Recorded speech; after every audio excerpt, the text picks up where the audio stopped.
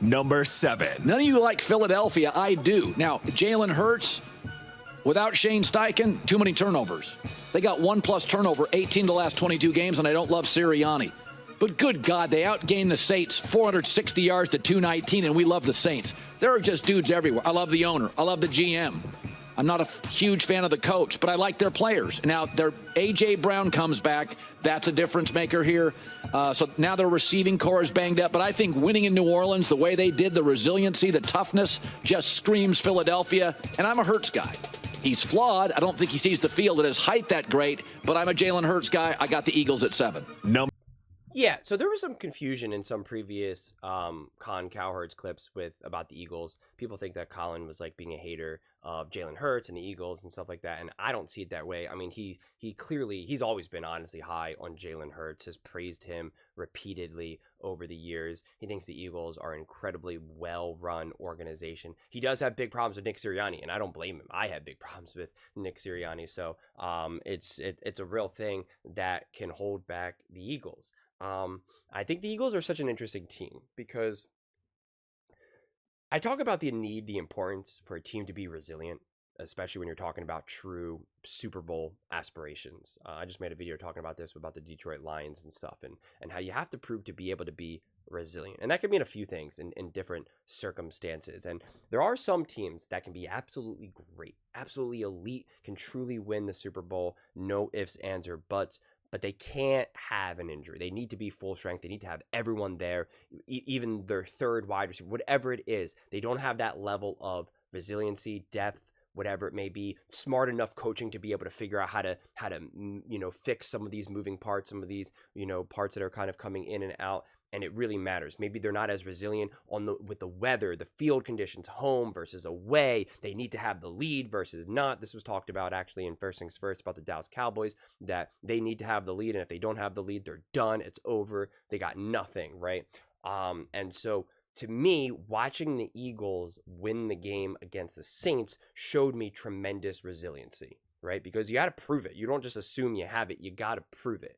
That's something the Chiefs have right now, even though I don't think they've been playing perfect football, far from it, but they're winning, and it is in a way showing their levels of resilience. But again, you could have said, well, the Eagles were winning really ugly last season, and why was that not resiliency? And I didn't see it that way. I saw it as their weaknesses where they were getting lucky. Rather than them showing resilience, it was more that some of these games that were won, it was luck, right? Which angers some Philadelphia Eagles fans, but we don't have to worry about 2023. I'm focused on this season right now, but I did just want to kind of compare the differences as I see them. And this season to me is different because you have the Philadelphia Eagles, right? They had a really devastating loss, right? Like it dominated the media. You guys all know this. You watch all these shows. It dominated the media for days, right? Multiple segments talking about Sirianni, Saquon, Jaylen, like everyone was under fire for it, right? Truly, like it was not just local media, it was national, it was everywhere on all the shows, The Herd, First Things First, First Take, like, all of them, Get Up, NFL Live. It was just endless. It's a lot of pressure. That's a lot at stake. And Nick Sirianni's feeling it. The Eagles as a whole are feeling it because they have true Super Bowl aspirations. To me, the Eagles are Super Bowl or bust, and especially if they don't get to the Super Bowl, win a Super Bowl, and Nick Sirianni's gone, right? Like that's the way how I view it. And so this game mattered a lot. And the game started off like a lot of people thought that the Saints were going to steamroll the Eagles, right? Especially the run game. And the Eagles took a stand, right? They took a stand, and they're still missing A.J. Brown, which without a doubt, the Philadelphia Eagles and Jaylen Herz are going to be better with A.J. Brown. That's obvious, right? It's obvious, but A.J. Brown is a massive component. And some people see that as a weakness. They want to use that as a way to say that Jaylen Herz isn't that good of a quarterback, but I rather look at it as it just shows you how amazing and how dominant A.J. Brown is and how important he is to an offense, especially the Philadelphia Eagles.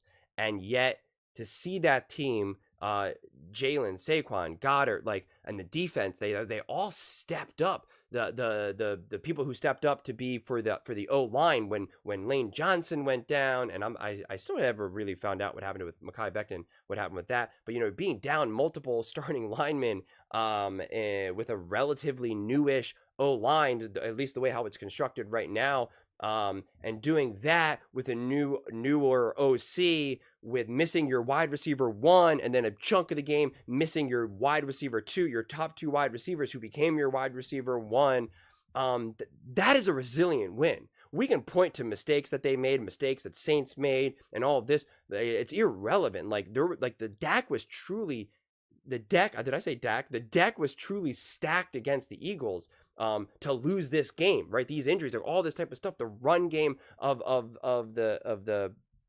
the Saints, they're rolling. They just rolled the Cowboys. The Eagles are on the road. The Saints are obviously at home now.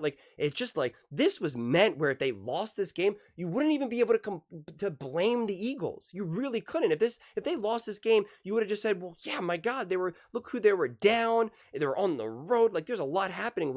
A lot of teams would lose this game, and you would be able to explain it. You really would. So the fact that they were able to come away with a win, I thought was tremendous. I understand some of the turnover issues with Jaylen Herz, and it is something that he needs to work on, no doubt about it. But I do think some of it is misleading because I don't really know if that interception was especially on him, and I defend the fumble, the strip that he had, because that just happens when you're the type of quarterback that Jaylen Herz is. When you hold on to the ball, when you're trying to make a play, when you're using your legs, you're holding the ball just a lot more than some of these other traditional quarterbacks. So it's going to happen. It's why you see Josh Allen have more turnovers, why Lamar, you just see it, right? That's just what happens. So I obviously I don't want to see it happen, but it's just going to happen. Quarterbacks are going to turn the ball over, right? Jaylen Herz does do it at a more elevated level than I would like to see him do, and I'd like to see him and Kellen Moore work on that better.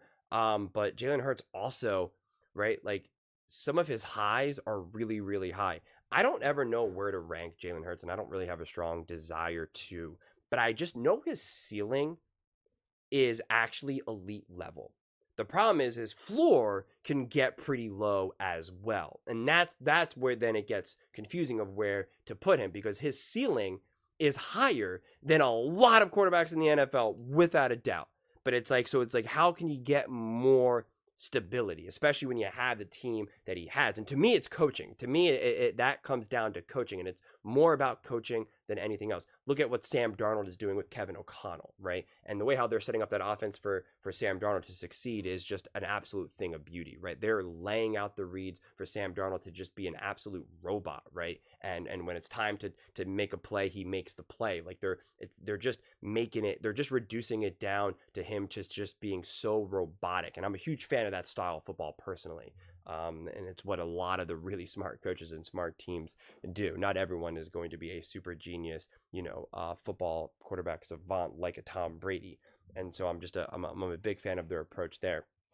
And I'm not saying that I don't like the approach that the Philadelphia Eagles are doing here. I think having this offense be a combination of running through AJ, running through Saquon, and running through Jaylen really makes a lot of sense as well, because all three of those guys again, they have truly elite aspects of their game, and having Saquon be part of this team has just been so massive. I mean, it's just been a thing of beauty, and you just can't help but feel like, man, what if Saquon was with the Eagles in 22, right? It feels like it's game, set, match under those circumstances. So it's been unbelievable. And remember, Kellen Moore is going to get to know Saquon better. Jaylen Herz is going to get to know Saquon better. And considering that the Eagles are still considered a top team and they don't even have A.J. Brown, I think is remarkable, right? I really, really do. I think that's really impressive. Hopefully A.J. can get healthy and he can stay healthy. Hopefully Devontae is good with his concussion and any of the other lingering issues that he may have, Lane Johnson, and again, any of the other injuries. I hope the defense continues to be great, and that really was about the defense being great and not the Saints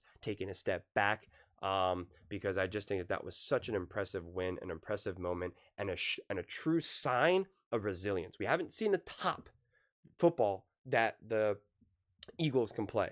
I think we've seen kind of a near-ish bottom, technically, not by score, but just by really bad mistakes, weird things that happened with the Falcons, bad coaching, bad decisions, right? We saw some of the low points, maybe not the lowest, but definitely a lower point. And here in this game, I think we saw true resilience. And so that is what gives me optimism moving forward. I'd like to see the Eagles to really consider them to be a true bona fide top team, or feel that you can really trust them in the playoffs. I want to see them just be more dominant in some wins. Not to say that they have to blow out these teams like the Saints did to the Cowboys, for instance, but I just want to see a more convincing, clean start to finish game where it really feels like the Eagles have been in control from start to finish. That's something that I would love to see. And I think the Eagles will get it.